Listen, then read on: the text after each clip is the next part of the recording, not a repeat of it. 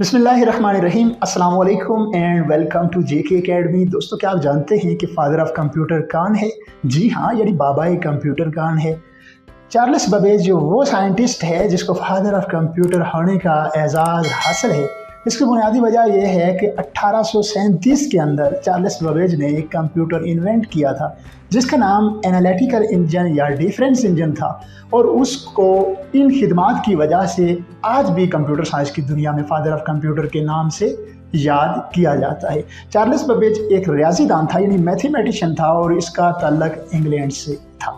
दोस्तों, इस तरह की इंटरेस्टिंग वीडियोस आईटी से रिलेटेड टिप्स एंड ट्रिक्स जानने के लिए मेरे यूट्यूब चैनल यानी जेके एकेडमी को ज़रूर सब्सक्राइब कर दीजिएगा और साथ बेल आइकन पर को भी प्रेस कर दीजिएगा, क्योंकि मैं वक्तन फ़वक्तन आपके साथ इस तरह की इंफॉर्मेशन शेयर करता रहूँगा।